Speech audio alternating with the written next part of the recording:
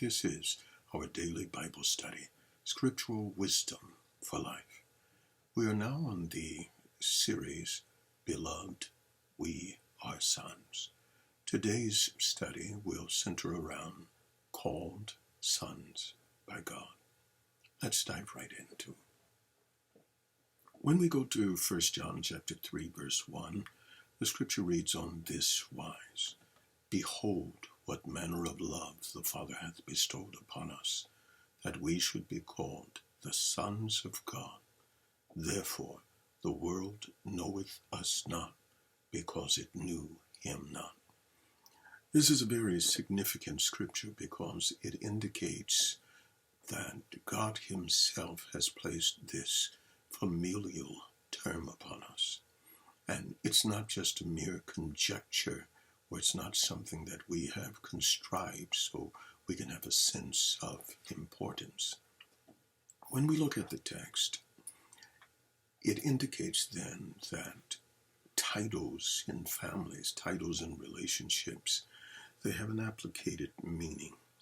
And the application of the meaning is always in reference to how one feels, how one looks at the individual, how they are identifying with that individual, and how they are connected to that individual. It deals with the deep-rooted ability and desire to become closer, to become involved, and to become interactive in this relationship. This is an inbred desire that God placed within the instincts of man, and this is also a part of the imagery and the likeness of God, who desires to connect in love, to shower love, and to operate in love with those who he has connected with, desires to connect with, and those who he has created for his purpose. And so when we look at the scripture, it says, Behold, what manner of love the Father has bestowed upon us. And this is the key word. And I'm looking over here at the scripture. This is the key word when John uses the term that. He uses the Koine Greek term hina. And hina means so, or to the intent, or albeit, or because. It's a demonstrative ideal that deals with in order that, or the purpose, or the result of something. And so John then begins to write and gives us an understanding that because God so loved us, this has moved him to bestow upon us the name and the title of sonship. And so it is the connection in love that brings about a connection or fostering in how we speak towards one another, how we relate to one another.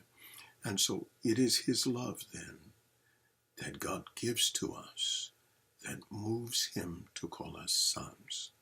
And so sons then is a title, or it is a frame or a reference of endearment. It is a title that is not taken frivolously by God. It is not something that is just said out of one breath, but not really felt at the heart. When God says love moves him, or John says, in accordance to God, God says love moves him to call us sons.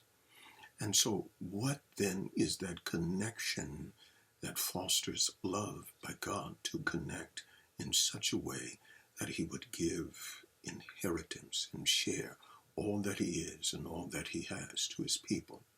Well, the key is, again, Teknon. When we look at this, Teknon, again, is not something that's just a run-of-the-mill term. It literally deals with a causation. It is something that a father has sired. It is someone whom God has produced within the ramifications of his spiritual nature. And so literally then, it is the fact that God created us in his image, in his likeness, and we are now bound to him. We are now his responsibility. we are now all that God has ever hoped to desire and to have. A family that is connected to him, a family that treasures him, a family that desires to learn from him, a family that learns to draw closer and that desires to spend time with him. Anyone that has children whom they love, I should say, and anyone who has children that love them can understand this passage of Scripture, because it's something about your child nestling close to you. It's something about the interaction and the identification that this is an offshoot of myself, be it naturally, physically, or even spiritually. Because a parent, their desire is to pour into their children. Their desire is to take care of, to mold, and to protect, and to empower. And one of the greatest joys that a parent gets is when the son or the daughter has grown and they function impeccably in life, and they know what to do, and they're capable of now functioning as a sound human being. And so this connection of sonship, it connects at a pulse that goes deeper than just the mind, because of the connection of life and because of the connection of the issuance of someone's own essence. They are bound by their essence that rides within the very genes, that rides within the very essence of the individual. And this brings about this interconnection, because in a sense they are one. In a sense they are bound forever because of life, because of that which was in the parent flows into the child.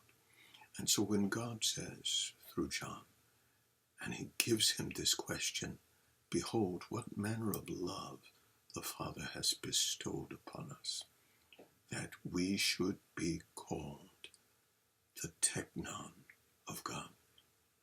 What is this mystery that a transcendent God who is all-powerful and infinite, and even though people argue about the infinitum of God, we have to understand that God is all-knowing, God is all-power, God is everywhere. And because he is infinite doesn't mean that he cannot disclose himself to us. We kind of infringe upon the power and the capability and the knowledge of God to make himself known to us in relationship.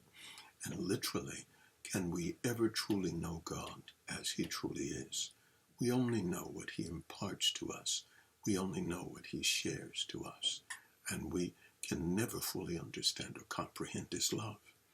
And so, what manner of love is this that would cause a transcendent God to even consider us, even in our fallen state?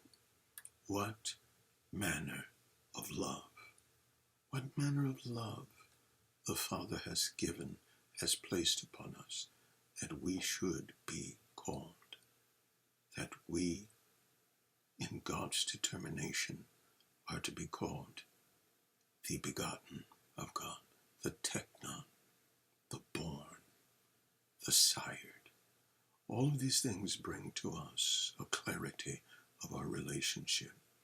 When you really have a son, a child that loves their parents, there is a desire for connection. There is a desire for interaction. There is a desire to honor, to esteem, to embrace, to bask in their presence, because the child realizes that what the parent has, they can glean from.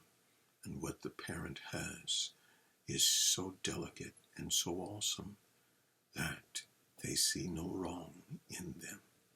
They consistently desire more and more of their time, more and more of their wisdom, and more of their knowledge. This is the natural tendency of children. They desire to connect with that which brought them forth. And so should be our desire to connect with the God that brought us forth. We've run out of time, and I thank you for joining us. This has been our daily Bible study. I am your host, Dr. Derek A. Reeves, and have a blessed day.